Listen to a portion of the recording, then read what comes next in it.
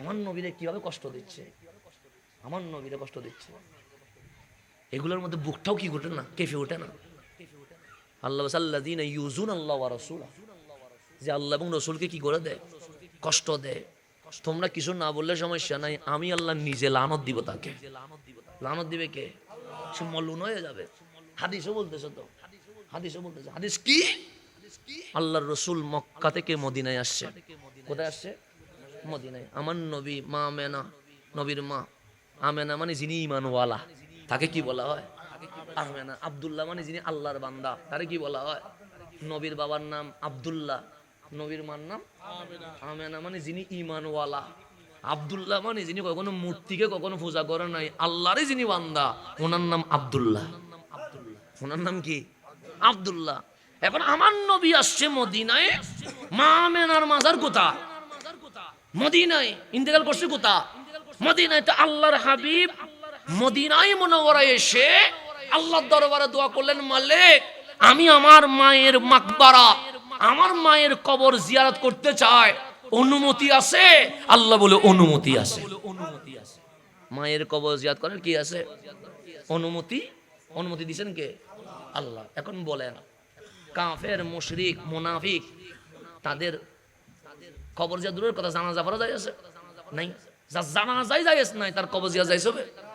জীবনে কখনো বাংলাদেশে এমন কেউ ভাবেন যে ফেরাউনে জিয়াদ করতে যাবে, নামরুদে জিয়াদ করবে, আবু জাহেলে জিয়াদ করবে? কেন? মুশরিকের কখনো জিয়ারত হয় কার? ঈমানদারের। তা আল্লাহ বলেন হ্যাঁ জিয়ারত করতে যান। সাহাবায়ে কেরাম বলে আমরাও সাথে গেলাম। রাসূল বাচ্চার মতো কাঁদছে মায়ের জন্য, আমরাও সইতে পারি নাই, আমরা সাহাবীরাও নবীর সাথে কান্নাকাটি করতে লাগলাম। জিয়ারত শেষ। তো জিয়া শেষ করতে গেলে কি করতে হয়? দোয়া করতে হয় আর কি। জিয়া শেষ করে কি করতে হয়? আল্লাহর হাবিব বললেন আমি দুয়ার অনুমতি চাইলাম। কিসের অনুমতি চাইলাম? কিন্তু আল্লাহ বললেন দোয়া করা যাবে না। কি করা যাবে না? এখন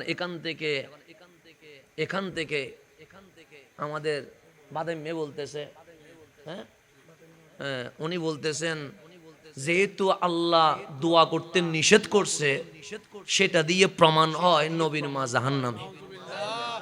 আল্লাহ কি করতে নিষেধ করছে? দোয়া করতে। সেটা দিকে প্রমাণ হয় নবীর মা কি? জাহান্নামী। কে বলতেছে? বাদাম মেয়ে বলতেছে নবীর মা কি হয়ে গেছে? জাহান্নামী হয়ে গেছেন। গভীর মনোযোগ। হাদিস ওদের পক্ষে নয়, হাদিস আমাদের পক্ষে। আল্লাহ বললেন হাবিব জিয়ারত করেন, নিষেধ নাই। জিয়ারত মুশরিকের হয় না, জিয়ারত কার হয়? মুঈমানদারের হয়। তা আল্লাহ যখন বলেন জিয়ারত করার অনুমতি আছে, প্রমাণ হইল আমার নবীর মা মুমিনা। কিন্তু আল্লাহ বলেন দোয়া করা যাবে না, মাগফিরাত চাওয়া যাবে না, ইস্তেগফার করা যাবে না। মায়ের পক্ষে আপনি নবী ক্ষমা চাইবেন না। ক্ষমা কার চায়? যিনি গুনাহগার হয়, জাহান্নামী হয়, যিনি জান্নাতি হয়, ওনার ক্ষমা চাওয়ার দরকার নাই। আল্লাহ বলে হাবিব জিয়ারত করেন। কেন? আমেনা মুমিনা, ইস্তেগফার করা লাগবে না। আরে জাহান্নামী হইলে তো ইস্তেগফার করবেন, আরে যিনি জান্নাতি হয়ে গেছে তার আবার কিসের ইস্তেগফার? হাদিস তো আমাদের পক্ষে। যিনি হয় উনি 9 বছরে হয়, যিনি হয় না উনি 90 বছরেও হয় না।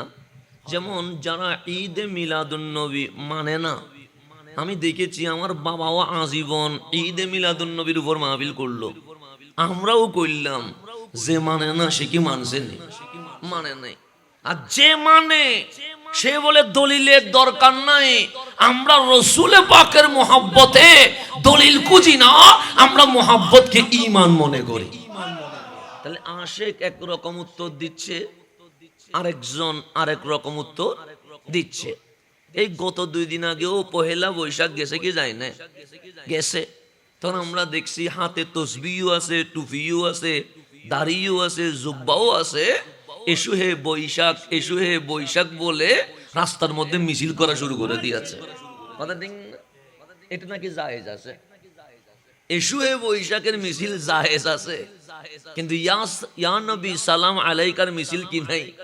জায়েজ নাই। তো এরকম করে যে বুঝে না তারা আপনি কখনো বুঝাইতে পারবেন না। সেজন্য যে হয় সে 9 বছরে হয়, যে হয় না সে 90 বছরেও।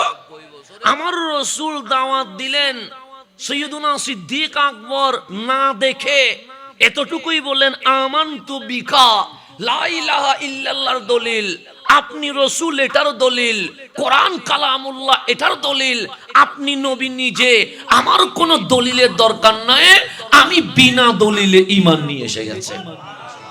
যিনি বিনা দলিলে ঈমান আনছে উনি ছিলেন আবু বকর। কিন্তু আল্লাহ কোরআনে বলছে ওয়াল্লাযী জাআ বিসসিদকি, একজন এসেছে সত্য নিয়ে, ওনার নাম রহমতুল্লিল ওয়াসাদ্দাকা বিহি, আর একজন নবী দেখে সত্যায়ন করে ফেলেছে। মালিক আবু বকর বলবো, আম্মা জান আয়েশা বলেন না না আবু বকর বলিও না, ওয়া হুয়া সিদ্দিক। আল্লাহ বলছে আবু বকর আর আবু বকর নাই, নবী মানার কারণে সিদ্দিক আকবর হয়ে গেছে। যিনি নবী দেখে ঈমান আনছে ওনারে আল্লাহ কোরআন ওয়াসাদ্দাকা বিহি, উনি কি করছে? সত্যায়ন। উলাইকা হুমুল মুত্তাকুন, আমার নবী এবং সিদ্দিক আকবর এই দুইজনের মেরুতে কিয়ামত পর্যন্ত যারা ঐক্যবদ্ধ হবে, আমি মালিক তাদেরকে মুত্তাকি হিসেবে গ্রহণ করে ফেলেছি। তাহলে সৈয়দনা সিদ্দিক আকবর ঈমান আনতে কি দেরি করছে? আম্মা জান খাদিজা ঈমান আনতে দেরি করছে? মাওলা আলী ঈমান আনতে দেরি করছে? করে নাই। কিন্তু আবু জাহেল সেও তো নবী দেখছে, আবু লাহাব তিনিও তো নবী দেখছে, উতবা সাইবা উমাইয়া তারাও তো নবী দেখছে। দেখছে কি দেখেন নাই? তা আমার নবীকে ওনাদেরকে একবার দাওয়াত দিয়েছে?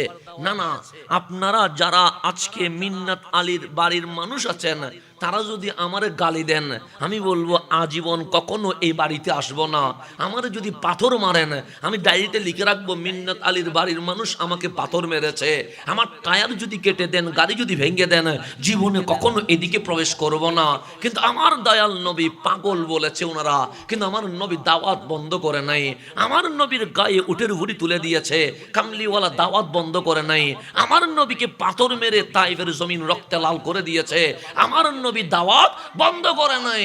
একবার দাওয়াত দিলে গালি দিলে দুইবার দাওয়াত দিয়েছে, দুইবার দাওয়াত দিলে পাথর মারলে চারবার দাওয়াত দিয়েছে, চারবার দাওয়াত দেওয়ার পরে আমার নবীর গায়ের উপর উটের ভুঁড়ি তুলে দিলে 8 বার দাওয়াত দিয়েছে।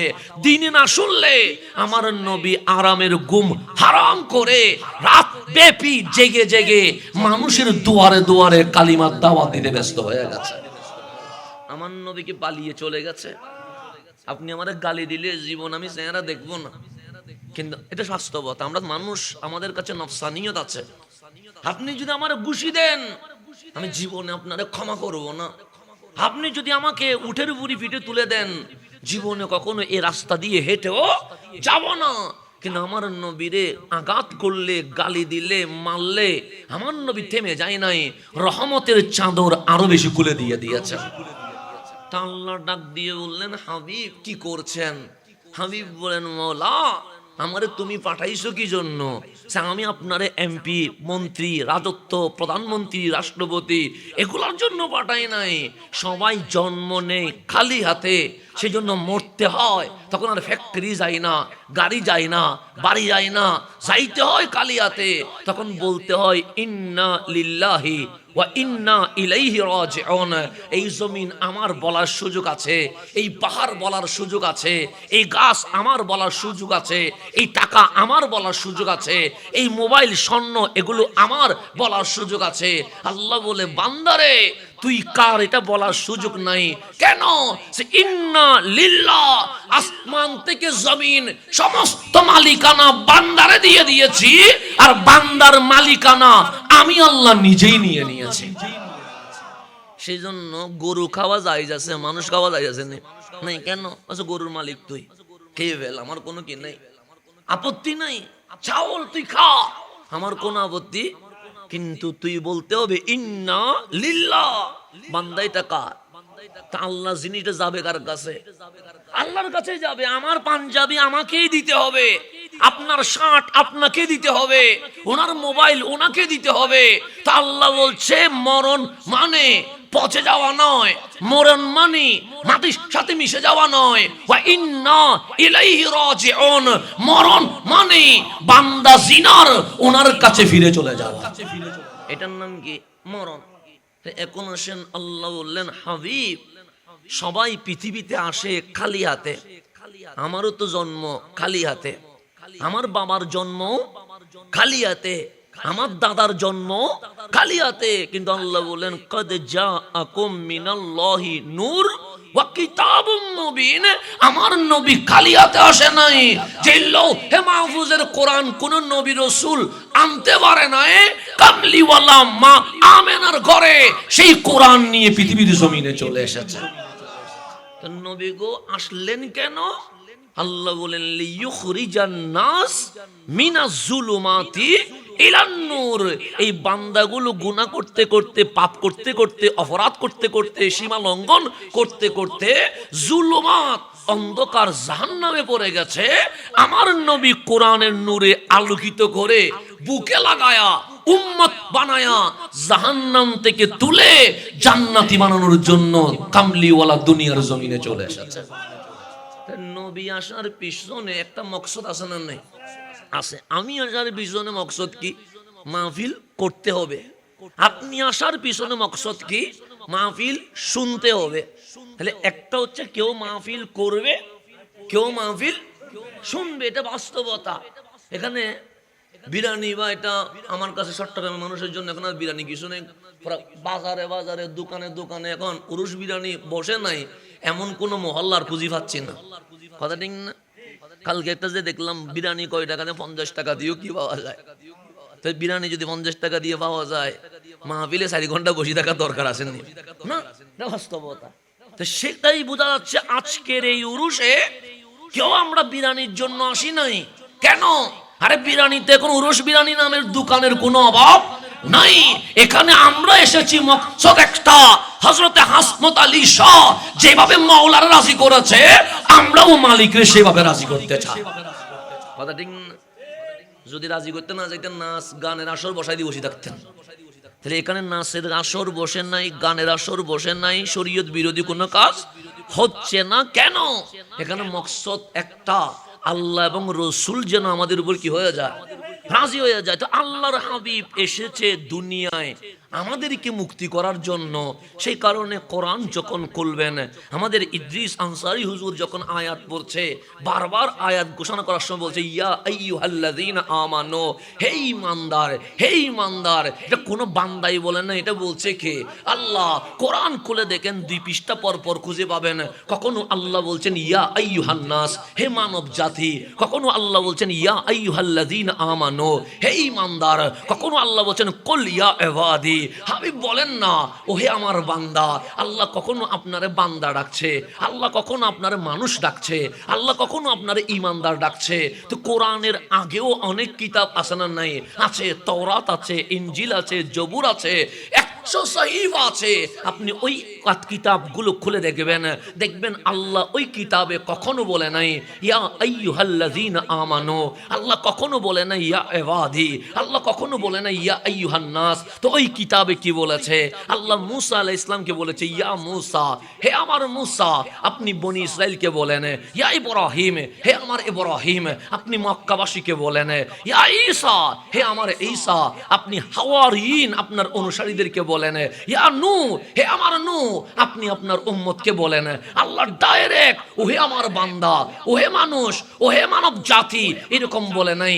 আল্লাহ নবীদের নাম ধরে ডাইরেক্ট নয়, নবীর মাধ্যমে বান্দারে আল্লাহর দাওয়াত পৌঁছিয়েছে।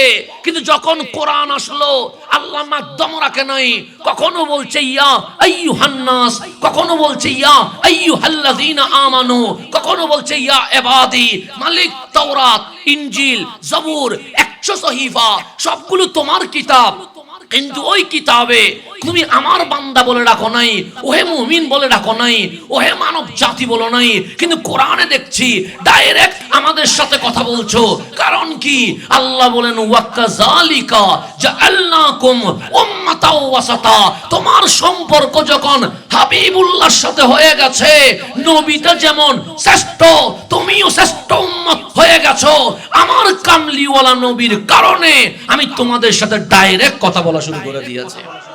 আল্লাহ যদি হিসাব নেয় বান্দা তুই কি চাস, আমি যদি আল্লাহরে বলি মালিক আমি কখনো নামাজ কাজা করি নাই, আমি রমজানের রোজা অসুস্থ হওয়ার পরেও কখনো বাদ দেয় নাই।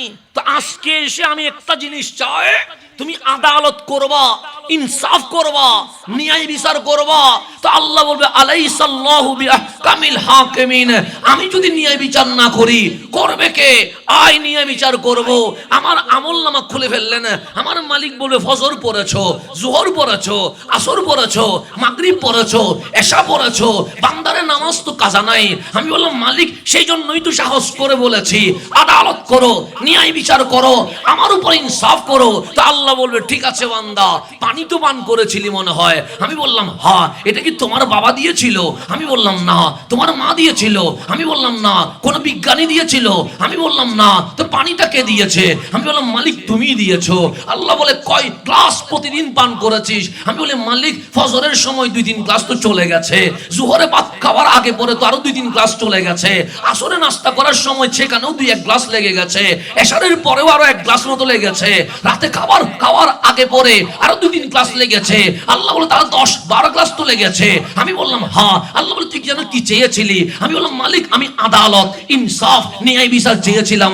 আল্লাহ বলে 1 গ্লাস পানি সমান 1 ওয়াক্ত নামাজ কেটে দিলাম, 2 গ্লাস পানি সমান জোহর কেটে দিলাম, 3 গ্লাস পানি সমান আসর কেটে দিলাম, 4 গ্লাস পানি সমান মাগরিব কেটে দিলাম, 5 গ্লাস পানি সমান এশা কেটে দিলাম। আল্লাহ বলে 5 গ্লাসে 5 ওয়াক্ত চলে গেছে, আরো 7 গ্লাস তো কি আছে, বাকি আছে। তো পানির ভেতরে তোর নামাজ, তোর রোজা সব তো চলে গেছে।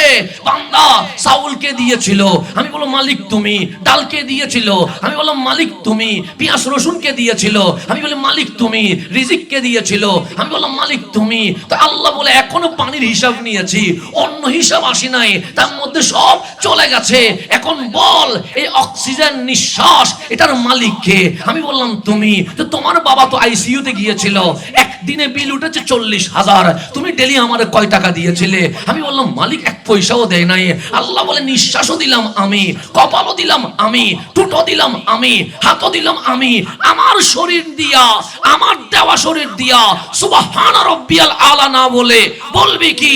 তো বান্দা ইনসাফ হচ্ছে ইবাদত, তার বিপরীতে রিজিক বেশি হয়ে গেছে, ইবাদত কম হয়ে গেছে। তো দুনিয়ার নিয়ামতের কাছে তোর ইবাদত শূন্য, জাহান্নামে চলে যা। কামলিওয়ালা বলে উম্মত আল্লাহর সামনে ন্যায় বিচার কামনা করিও না। কেন? আল্লাহ ধরলে জাহান্নাম ছাড়া কোনো উপায় নাই। তাহলে কি করতে হবে? আপনি মালিকের সামনে যাওয়ার সাথে সাথে 2 হাত করজোড় দিয়ে বলবেন মালিক আমলনামাটা খুলিও না। আল্লাহ বলবে কেন? আপনি বলবেন মালিক বড় ভালোবেসেই তো আমাকে বানাইছো। আল্লাহ বলে বুঝলি কেমনে? আমি বললাম মালিক আমার কোরআন বলছে ওয়াত্তিন ওয়াজাইতুন ওয়াতুর সিনিন ওয়া হাযাল বালাদিল আমিন। তুমি 4খানা কসম করেছো, তুমি 3-এর কসম করেছো, ডুমুর ফলের কসম করেছো, অলিভ অয়েলের কসম করেছো, তুরে সাইনার কসম করেছো, মক্কা নগরীর কসম করেছো। এরপরে তুমি বলছো লাকাদ খালাকনাল ইনসানা ফি আহসানি তাকওয়িম, আমার বান্দার চেয়ে সুন্দর আর কিছুই বানায় নাই। মালিক আমার ব্যাপারে তোমার অনেক ভালোবাসা ছিল, কিন্তু আমি তো বেওয়াফা, আমি তো নিমুখ হারাম, আমি তো গাদ্দার, আমি তো সীমা লঙ্ঘনকারী। তুমি চেয়েছিলে আমি নামাজ পড়বো, কিন্তু আমি নামাজ পড়ি নাই, রোজা রাখি নাই। মাওলা আমি শুনেছি তোমার নাম সত্তার, তুমি আমার এই গুনাহটা গোপন করে দাও। আমি শুনেছি তোমার নাম গফুর, আমার মাফ করে দাও। আমি শুনেছি তোমার নাম রহমানুর রহিম, আমার জান্নাতটা ভিক্ষা দিয়ে দাও। আল্লাহ বলে বান্দা ডাকার মতো যখন ডাকতে পেরেছিস, যা আমি মালিক গুনাহ মাফ করে তোরে জান্নাতি বানায়া দিয়ে দিলাম। সেজন্য ডাকার মতো ডাকতে জানতে। বাচ্চা যদি না কাঁদে মা দুধ দিবে নি, দিবে কিভাবে? বাচ্চারা আগে কাঁদতে হবে, বাচ্চারা চিল্লাইতে হবে, না চিল্লাইলে মা কখনো কি দিবে না। আল্লাহরেও সেভাবে ডাকতে হবে। তারপরে না রহমানের সমুদ্রে ঢেউ মারবে, তারপরেও না সত্তারিয়তের সমুদ্রে কি মারবে? ঢেউ মারবে। তো এখন আসেন আমি যেখানে ছিলাম সেখানে চলে যায়। আমার রসুল দাওয়াত দিলেন, আমার আল্লাহ বললেন হাবিব কি শুরু করেছেন? হাবিব বলে মাওলা আমার কেন পাঠাইলেন? আল্লাহ বলে লিইখরিজান নাস মিনাজ জুলুমাতি ইলান নূর, আমার বান্দারে জাহান্নাম থেকে তুলে জান্নাতি বানাবেন, আমার বান্দারে নামাজি বানাবেন, আমার বান্দারে রোজাদার বানাবেন, আমার বান্দারে মা বাবার খেদমতগার বানাবেন, আমার বান্দারে মাওলার প্রেমিক হিসেবে গঠন করে তুলবেন। আল্লাহর হাবিব বলেন, মাওলা আমি সেই কারণে একবার দাওয়াত দে, না শুনলে দুইবার দে, দুইবার দাওয়াত দে, গালি দিলে 4 বার দাওয়াত দে, আমাকে পাথর মারলে 8 বার দাওয়াত দে, আমার উপর আক্রমণ করলে আমি দিনেও দাওয়াত দি, রাতেও দাওয়াত দি। তখন আল্লাহ বললেন, হাবিব এত কষ্ট করেন, আমি আল্লাহ তো সইতে পারি না। তখন হাবিব বলে, মাওলা কি করতাম? আল্লাহ বলে, শুধু একবার দাওয়াত দিবেন, যে চিনবার সে প্রথমবার কালিমা পড়বে, যে চিনবার নয় তাকে 1000 বার দাওয়াত দিলেও কোনো কাজে আসবে। আমার নবী এটা রহমতুল্লিল, এটার মনের মধ্যে উম্মতের প্রতি মায়া, মমতা, ভালোবাসা আছে না নেই? আছে তো। আমরা কোন একটা শত্রু মরলে, মুসলমান হইলেও বলি আলহামদুলিল্লাহ, বলি না? ইন্নালিল্লাহ বাইরে না তো। যদি আমার শত্রু, দুনিয়াতে অনেক কারণে মানুষের সাথে মানুষের কি হয়, অমিল হয়, হয় না?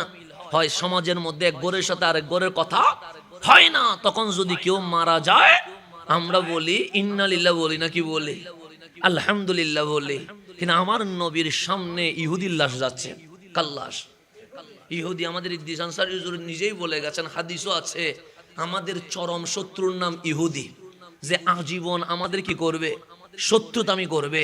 দাজ্জালের যত কিছু লাগে সব কিছুর ব্যবস্থা করবে কারা? ইহুদিরা। সেই জন্য আজকে ফিলিস্তিনের উপর হামলা, মসজিদ আকসার উপর হামলা। কেন? ওরা দাজ্জালের আগমনের প্রস্তুতি নিচ্ছে। তাহলে ইহুদিরা প্রস্তুতি নিবে দাজ্জালের, আমরা প্রস্তুতি নিব ইমাম মাহাদির। 2 ভাগ হয়ে যাবে। তো ইহুদি মারা গেছে, এটা দুঃখের নয়, এটা আনন্দের, যে সারা জীবন মুসলমানের বিরোধিতা করেছে। তার লাশ যখন যাচ্ছে, আমার নবী বসা ছিলেন, বসা থেকে দাঁড়িয়ে গেছে। আমার নবী কাল্লাশ দেখে ইহুদির লাশ, সাহাবায়ে কেরাম অবাক হয়ে গেছে। আরে পুরা জগৎ নবীর জন্য দাঁড়ায়, আজকে দেখি আমার নবী লাশ দেখে কি হয়ে গেছে। সবাই নবীর চেহারার দিকে তাকায়া দেখে 2 চোখ দিয়ে জব জব পানি পড়ছে। সাহাবায়ে কেরাম বলছে, আপনি কাঁদছেন কেন? ওয়াহুয়া মিনাল ইয়াহুদ, সে তো মুসলমান নয়, সে তো ইহুদি, আজীবন আমাদের বিরোধিতা করেছে। তো সে যে মরছে, কান্নার তো কিছু নাই, এখানে আনন্দের জিনিস। আমার নবী বলেন, আনা নবিয়ুর রহমা, আমি রহমতের নবী। আরে সে যদি 1 ঘন্টা আগেও আমি নবী দাওয়াত কবুল করে কালিমা যদি পড়তো, তাহলে জান্নাতি হয়ে যাইতো। আমি কাঁদছি এই কারণে, আমার সামনে একজন মারা গেল যে জাহান্নামে চলে যাচ্ছে। আমার নবী ছিল নবিয়ুর রহমা, রহমতের নবী।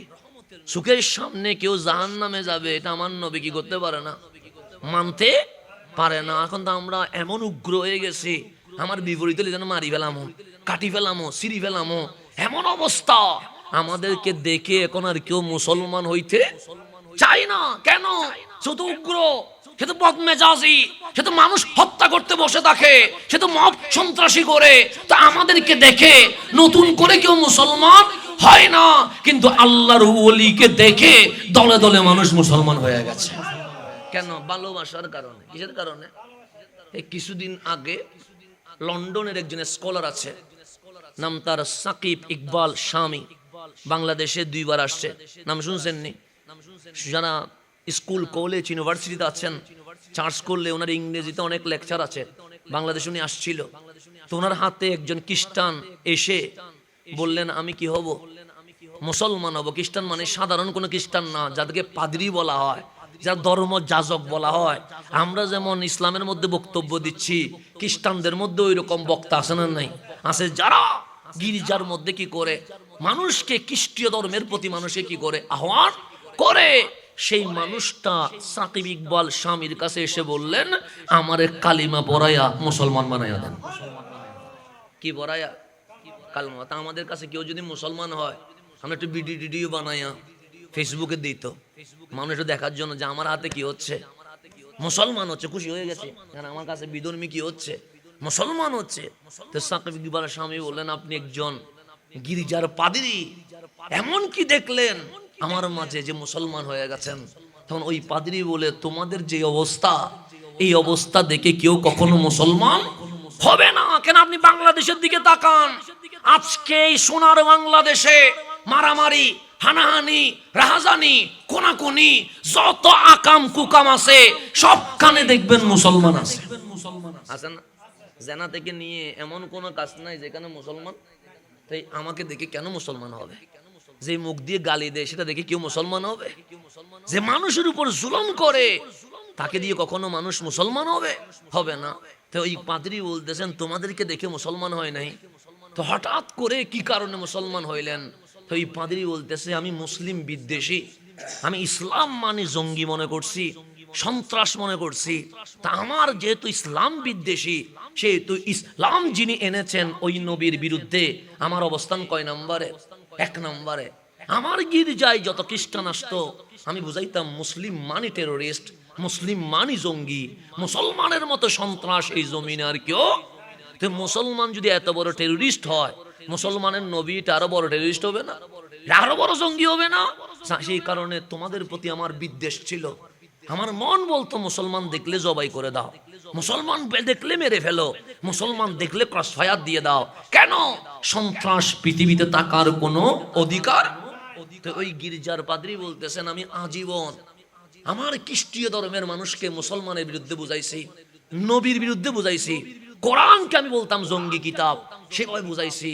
হঠাৎ মনের মধ্যে আসলো মুসলমান যদি এত বড় জঙ্গি হয়, না জানি নবীটা কত বড় জঙ্গি। সেটা আমার মনের মধ্যে কি আসছে?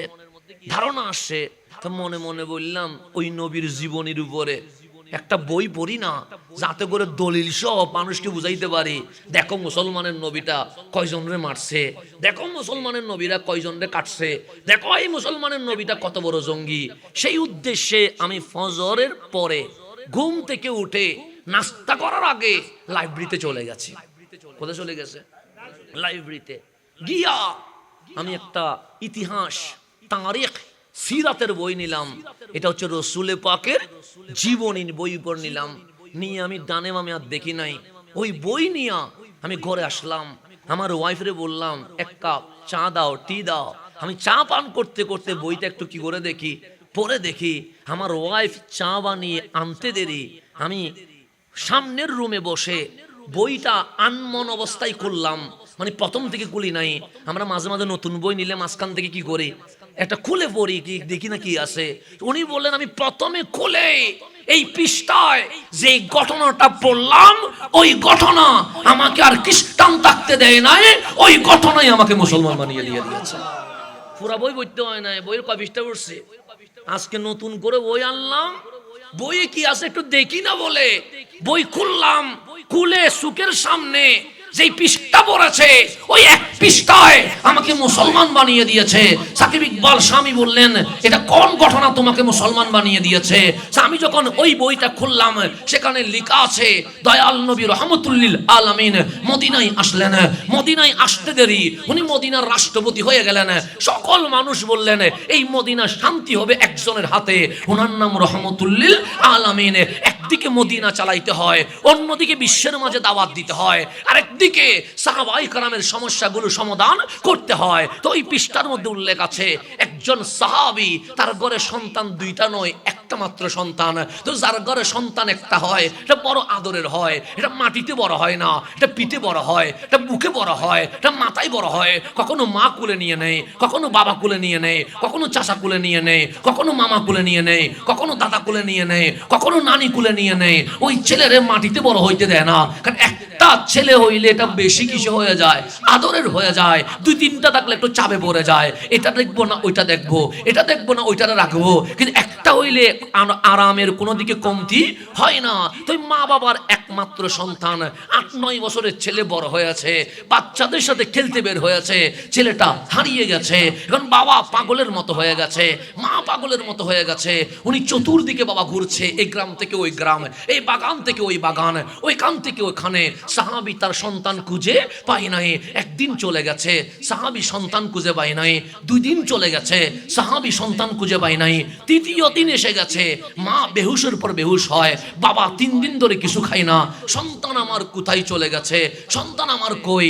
3 দিন পর্যন্ত সর্বোচ্চ চেষ্টা করে যখন দেখলেন ছেলের কোনো সন্ধান নাই, তখন ওই সাহাবী কামলিওয়ালা নবীর কদমে চলে এসেছে। চেহারা মলিন, চোখের মধ্যে পানি ঝরছে।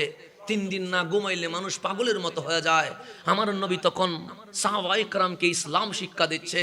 ওই সাহাবীরে দেখার পর আমার নবী বললেন, 3 দিন ধরে তোমার কোনো দেখা নাই, তুমি তো নামাজে প্রতিদিন আমার সাথে দেখা করে যাও, কিন্তু আজকে এমন কি হয়ে গেছে তোমার 3 দিন ধরে দেখা হয় নাই। উনি নবীর কদমে লুটিয়ে সুখের পানি ছেড়ে দিয়েছে। নবী গো, আমার উপর বড় বিপদ এসেছে। আমার নবী বলে, আমি রহমতুল্লিল আলামিন, সব কথা যারে বলা যায় উনি হচ্ছেন আমি দয়াল নবী। বলতে পারো সে আমার একমাত্র সন্তান। আমার নবী বলেন, আমি তো জানি তোমার ছেলে শুধু একটা। নবীরে, আজকে 3 দিন আগে ছেলে আমার বের হয়েছে, কিন্তু 3 দিন ধরে ঘরে ফিরে আসে নাই। আমার ওয়াইফ বারবার বেহুশ হয়ে যায়, ঘরের মধ্যে 3 দিন ধরে চুলায় আগুন ধরে নাই।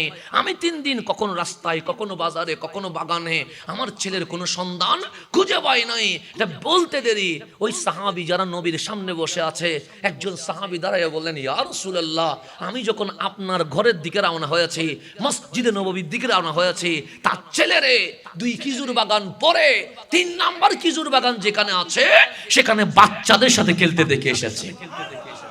সাহাবী সন্ধান দিয়ে দিয়েছে কয় খেজুর বাগান পরে, মানে এই মসজিদে নববী থেকে বের হইলে প্রথম বাগান, দ্বিতীয় বাগান, তৃতীয় বাগানে গেলে দেখবে কিছু বাচ্চা খেলাধুলা করছে, সেখানে তার ছেলেকেও আমি নিজের চোখে দেখে এসেছি। সে যদি এখন যায় সন্তানদের খুঁজে পাবে।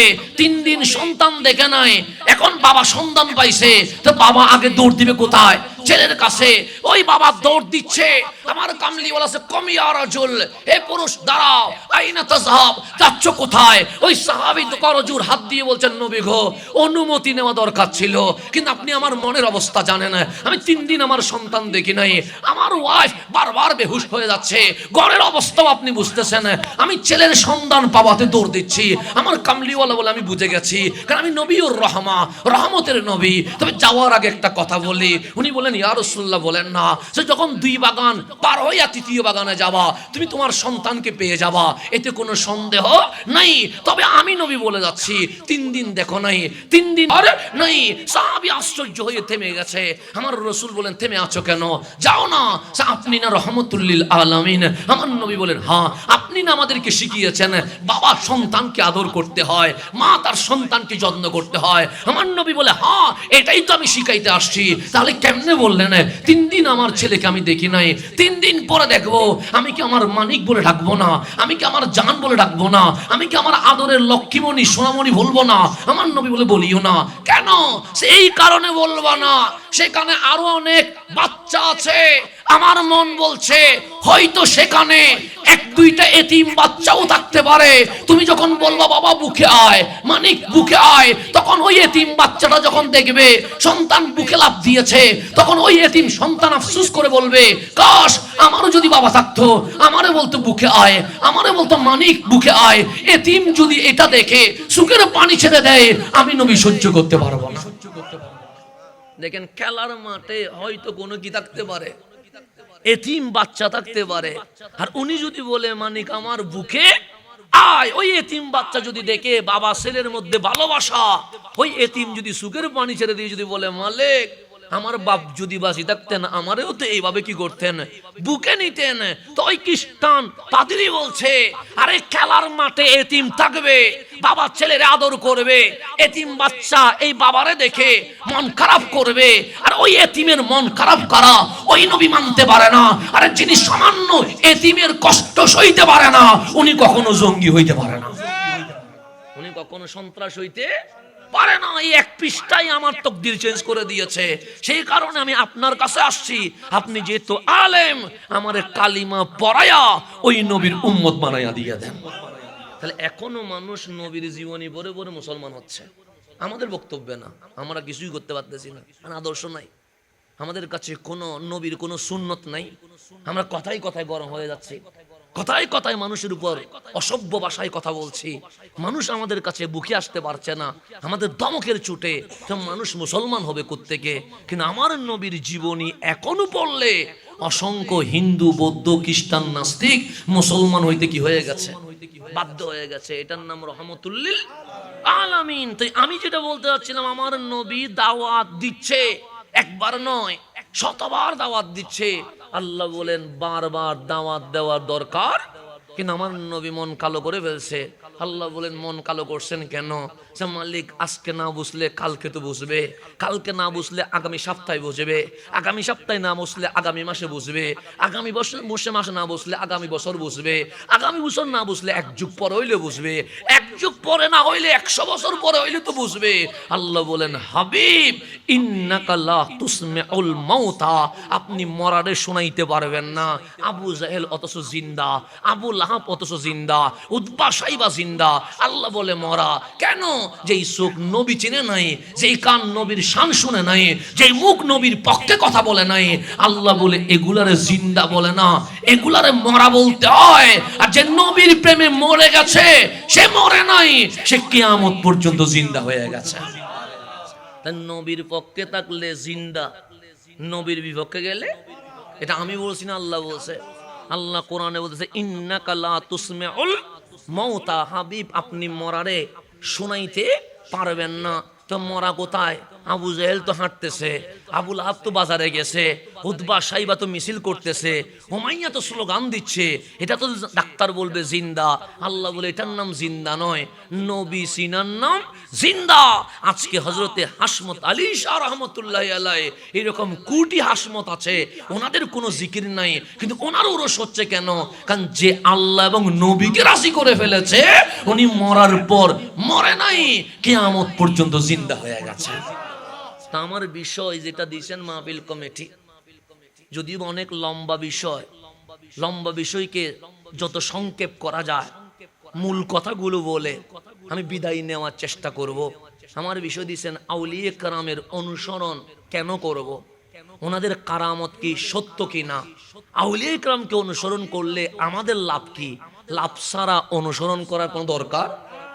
যেই কোম্পানি আমারে বেতন দিবে না সেই কোম্পানিতে চাকরি করার দরকার আছে?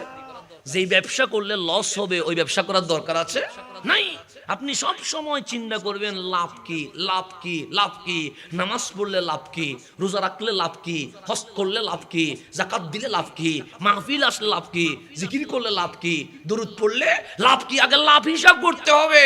লাভ হিসাব না করে সামনে যাওয়া যাবে?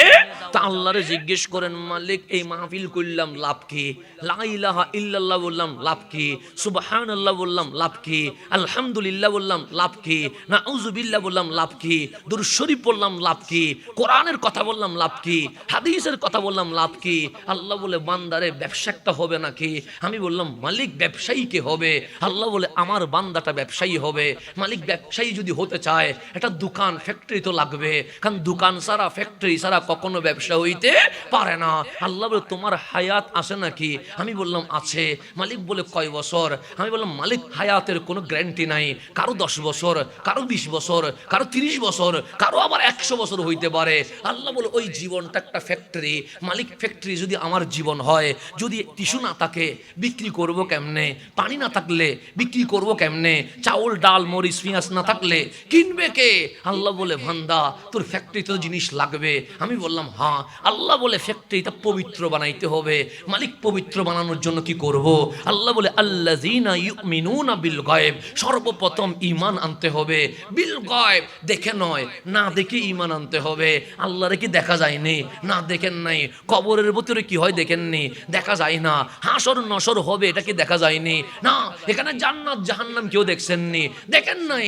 আল্লাহ বলে আল্লাযীনা ইউমিনুনা বিল গায়ব, না দেখে ঈমান আনতে হবে। আমি বললাম মালিক তুমি কি দেখা দিতে পারো না? আল্লাহ বলে আমি ইন্নাল্লাহ আলা কুল্লি শাইইন কাদির, দেখা দিতে পারবো না কেন? আমি চাইলে অবশ্যই দেখা দিতে পারবি। মালিক তাহলে দেখা দাও না। আল্লাহ বলে দেখা দিব না। মালিক কেন? আল্লাহ বলে দেখা দিলে ঈমানটা ভালোবাসাই যায় না, কখনো ভয়ে যায়, কখনো লোভে যায়। যেমন আপনারা দেখবেন আমরা যেটা আমাদের স্বভাব, এমপি সাহেব এসেছে, ফুলের মালা একজন নয় 5 জন দেওয়ার জন্য রাজি আছে, আছে না নাই? আছে। সিয়ার উল্টাই গেছে, ফুলের মালা আর নাই, দেখেন জুতার মালা প্রস্তুত হইতে দেরি হয় না। এরকম হয় না? হয়। এমপি সাহেব আসলে কত স্লোগান, এমপি এসেছে, মিয়াদ শেষ, আর যারা ফুলের মালা দিছে ওরা গাড়ি ভাঙ্গি দিয়ে বসে আছে। একই মানুষ, 2 নম্বর 2 জন মানুষ না, একই মানুষ। মানুষ কয়টা? যে ফুলের মালা দিছে সেই আবার কি ভাঙছে? গাড়ি ভাঙছে। একই মানুষ। কিরে, যখন এমপি সাহেব ছিলেন মুখের ফেনা বের হয়ে গেছে, এমপি করতে করতে এখন জুতার মালা নিয়ে গেছিস কেন? তখন বলবে এটা সম্মানের ছিল না, এটা বয়ের ছিল। এটা কিসের ছিল? এখন উনি বললেন হুজুর এই মানুষটা 10 জন রে খুন করছে। কয়জন রে? আমি জড়াই ধরে বললাম আমি আপনারে বেশি ভালোবাসি। এই ভালোবাসা কি মন থেকে বলছি না ভয় থেকে বলছি? কারণ ও যদি আমার মারি ফেলে, সেজন্য বললাম যে আমি আপনারে ভালোবাসি। এই ভালোবাসা মন থেকে আসে নাই, এই ভালোবাসা ভয় থেকে এসেছে। আবার উনি বললেন ওনার কাছে 10 কোটি টাকা আছে। আমি জড়াইয়া ধরে বললাম আমি আপনারে ভালোবাসি, এটা ভয়ে নয়, এটা লোভে ভালোবাসি। ওনার প্যাকেটের টাকা কিছু যেন আমার ভিতরে ঢুকি যায়, কথা ঠিক না? তাহলে কখনো ভালোবাসা লোভে হয়, কখনো ভালোবাসা ভয়ে হয়। আল্লাহ বলে আমি যদি দেখা দিয়ে দেই কেউ ঈমান আনবে জান্নাতের লোভে, আর কেউ ঈমান আনবে জাহান্নামের ভয়ে। আল্লাহ বলে ভয়ে ওই ঈমান আনিস না, লোভে ওই ঈমান আনিস না। আল্লাযীনা ইউমিনুনা বিল গায়ব, ঈমান যদি আনতে হয় ভালোবেসে ঈমান নিয়ে। সেজন্য ইসলামে কোনো জোরাজুরি আছে? কারণ আমি জোর করে মুসলমান বানাইতে পারবো? আল্লাহ এই অধিকার আমাদেরকে দেয়। আল্লাহ বলছে তোর কাজ শুধু দাওয়াত দিবি। তোর আমি জিজ্ঞেস করব না কয়জন রে মুসলমান বানাইছস, আমি জিজ্ঞেস করব কয়জন রে দাওয়াত দিছস। দাওয়াত দেওয়া তোর কাজ। হেদায়েতের মালিককে। আল্লাহর যারে ভালো লাগবে তারে নিবে, আল্লাহর যারে ভালো লাগবে না তারে নিবে না। এখানে জোর করে কাউরে মুসলমান বানানোর কোনো সুযোগ নাই। কেন? আল্লাহ বলে আমি ভালোবাসার বান্দা খুঁজতেছি, আমি জোর করে মুসলমান খুঁজতেছি না। গলা কাটি মুসলমান বানাবা দরকার নাই, পাথর মারি মুসলমান বানাবা দরকার নাই, হুমকি দিয়ে মুসলমান বানাবা দরকার নাই, ভয় দেখায়া মুসলমান বানাবা দরকার নাই, ক্ষমতা অপব্যবহার করে মুসলমান বানাবা দরকার নাই। কেন? আমি আল্লাহ ওই রকম মুসলমান খুঁজি নাই। আমি আল্লাহ চাচ্ছি কোন বান্দাটা অন্তর থেকে আমাকে ভালোবেসে মুসলমান হয়ে গেছে। তাহলে আল্লাযীনা ইউমিনুনা, ঈমান আনছি আল্লাহরে দেখি নাই, ঈমান আনছি নবীরে, আমরা নবীরে দেখছি না। তাহলে আমরা না দেখি ঈমান আনছি, কথা ঠিক না? নবীরে দেখছে ওনাদের সাহাবায়ে কেরাম, আমরা কি নবীরে দেখছি না? তা আমরা যে না দেখে ঈমান আনবো এটা আমার নবী জানে কি জানেন না? জানে তো। আমরা যে নবীরে দেখি নাই এরপরেও ঈমান আনছি এটা আমার নবী জানে কি জানে না? তা আপনারা আজকে এখানে মাহফিল করছেন মিন্নাত আলীর বাড়িতে, এই মাহফিল তো আজকে হয় নাই, এই মাহফিল তো নবীর জামানায় হয়েছে। আমার নবী আসলেন মদিনায়, চতুর্দিকে নবীর স্লোগান চলছে। কেউ বলছে তালা আল বদরু আলাইনা, এভাবে করে মিছিল চলছে, র্যালি চলছে, বিশাল আয়োজন। আয়োজকের নাম কি? এখানে দিয়েছেন মিন্নাত আলীর বাড়ির ব্যবস্থাপনায়। সেদিন আয়োজকের নাম ছিল আনসার এবং মুহাজিরের ব্যবস্থাপনায়। বিশাল অ্যালাউন্স হয়ে গেছে। তখন লিফলেট নাই, ব্যানার নাই, পাবলিসিটি করার জন্য গাড়ি নাই, মাইকের কোনো ব্যবস্থা নাই। সাহাবায়ে কেরাম বাজারে বাজারে, রোডে রোডে, ঘরে ঘরে মানুষকে দাওয়াত পৌঁছাচ্ছেন। আজকে মাহফিল আছে, বাদে মাগরিব থেকে শুরু হবে। ওই মাহফিলের প্রধান অতিথির নাম রহমতুল্লিল আলামিন। নবীর মাহফিলে মানুষ কম হবে না বেশি হবে? বেশি তো হবে। চতুর্দিকে মানুষ আর মানুষ, ডানে তাকাইলে মানুষ, বামে তাকাইলে মানুষ, সামনে তাকাইলে মানুষ। মাগরিবের আজান বেলাল হাফসি দিয়ে দিয়েছেন, কামলিওয়ালা গড় থেকে বের হয়েছেন। আমার নবী বের হইতে দেরি, স্লোগান শুরু হয়ে গেছে তালা আল বদরু আলাইনা। ফারুক আজম স্লোগান দিচ্ছেন রাদিতু বিল্লাহি রাব্বা ওয়া বিল ইসলামে দীনা ওয়া বি মুহাম্মাদিন সাল্লাল্লাহু আলাইহি ওয়াসাল্লাম নবিয়্যা ওয়া রাসূলা। চতুর্দিকে স্লোগান চলছে। কামলিওয়ালা এসে গেলেন, মাগরিবের নামাজ আদায় করলেন। ফালাম্মা ইনসারাফা, নামাজ যখন শেষ, সৈয়দুনা সিদ্দিক আকবর উপস্থাপক হয়ে গেছে। আমি যখন তাকরীর করার আগে উপস্থাপক নাম অ্যানাউন্স করেছে কি করে নাই? করেছেন। আমার আবু বকর সিদ্দিক নাম অ্যানাউন্স করেছে আল আন ইয়াখতুব আমামানা, আমাদের সামনে এখনো বক্তব্য রাখবেন ইমামুল আম্বিয়া সৈয়দুল মুরসালিন রাহাতুল আশিকিন মুহাম্মাদুর রাসূলুল্লাহ সাল্লাল্লাহু আলাইহি ওয়াসাল্লাম। নাম যখন অ্যানাউন্স হয়ে গেছে, কামলিওয়ালা মিম্বরে দাঁড়িয়ে গেছেন, খুতবা শুরু হয়ে গেছেন। সর্বপ্রথম বলেন ইন্নাল হামদুলিল্লাহ, সমস্ত প্রশংসার মালিককে আল্লাহ। এরপর বলেন আসসালাতু ওয়াসসালামু আলাইহা, দুরূদ এবং সালাম আমি নবীর উপরে। তারপর মুলাকায়ে কেরাম বলে আম্মা বাদ, দুরূদ সালামের পরে এখন আসেন মাহফিল যখন যখন চলছে, মাহফিলের যারা আয়োজক তারা অনেক কষ্ট করেছে কি করে নাই? করেছে। তাদেরকে একটু ধন্যবাদ দেওয়ার দরকার। আপনারা যারা মাহফিলে এসে গেছেন, তাদের পরিবার আছে, কাজ আছে, অনেক জিনিস দুনিয়াবি কাজকর্ম রয়েছে, সমস্ত কিছু ছেড়ে দিয়ে মাহফিলে এসে গেছেন। আপনাদের এই কষ্টের বিনিময়ে টাকা দিতে না পারি, অর্থ দিতে না পারি, কিছুই দিতে না পারি, একবার হইলে তো ধন্যবাদ দেওয়ার দরকার ছিল। কিন্তু আমি মাহফিল কমিটির ধন্যবাদ বলি নাই, আপনাদেরকে ধন্যবাদ বলি নাই। ধন্যবাদ দিলে বোঝা যায় মানুষটা মনে হয় ফ্যামিলি থেকে ভালো শিক্ষা পেয়েছে, সেই কারণে বললেন ধন্যবাদ। না দিলে আপনি বলবেন মনে হয় শিক্ষাটা ভালো মতো পাই নাই, পারিবারিক শিক্ষা নাই, অথচ আমি ধন্যবাদ দেই নাই। কেন দেই নাই? কারণ এই মাহফিল তো আমার জন্য নয়, যেই নবীর জন্য মাহফিল করেছেন, আমি চাই সেই নবী যেন আপনাকে ধন্যবাদ দিয়ে দেয়। আমি দিলে ভালো হবে না রসুলে দিলে ভালো হবে? আমি দিলে এটা কোন দাম আসেনি, কোন দামই তো নাই, ধন্যবাদ পর্যন্ত আছে। এরপরে কোনো এটার কোয়ালিটি নাই, মর্যাদা নাই, কিছুই নাই। আমার নবী দাঁড়াইয়া বললেন, ও আমার সাহাবী, কত কষ্ট করেছো আমার জন্য, তুবা, একবার মোবারকবাদ, একবার ধন্যবাদ, একবার অভিনন্দন, লিমান রাআনি, যারা সুখ দিয়ে আমারে দেখেছো, দেখার পর আবু জাহেল নয়, আবু লাহাব নয়, উতবা নয়, সাইবা নয়, ও আমানাবি, আমারে দেখে মুসলমান হয়ে সাহাবী হয়ে গেছো, আমার সাহাবীদেরকে আমি নবীর পক্ষ থেকে একবার মোবারকবাদ দিয়ে দিয়েছি। তো মোবারকবাদ দিয়েছেন রহমতুল্লিল। সাহাবায়ে কেরাম বসা থেকে দাঁড়িয়ে গেছে, একজন আরেকজনের সাথে কোলাকুলি শুরু করে দিয়েছে। আমার নবী বলে, মা বালুকুম, কি হয়েছে তোমাদের? সেই ইয়মুল ফরহি ওয়াস সুরুর, আজকে তো আমার ঈদের দিন হয়ে গেছে। আমার কামলি বলছে, লিমাজা, কেন ঈদের দিন? আজকে দুনিয়ার কোনো প্রধানমন্ত্রী ধন্যবাদ দেয় নাই, দুনিয়ার কোনো ক্ষমতাধর ধন্যবাদ দেয় নাই, আজকে দুনিয়া আখিরাতের বাদশা কাউসারের মালিক আমাদেরকে ধন্যবাদ দিয়ে দিয়েছে। এটাই তো আমাদের জীবনে বড় চাওয়া। কামলিওয়ালা বলে, ইজলিসু, সবাই বসো, ওয়ান সিটু, মনোযোগ দিয়ে শোনো, কথায় কোনো শেষ হয় নাই।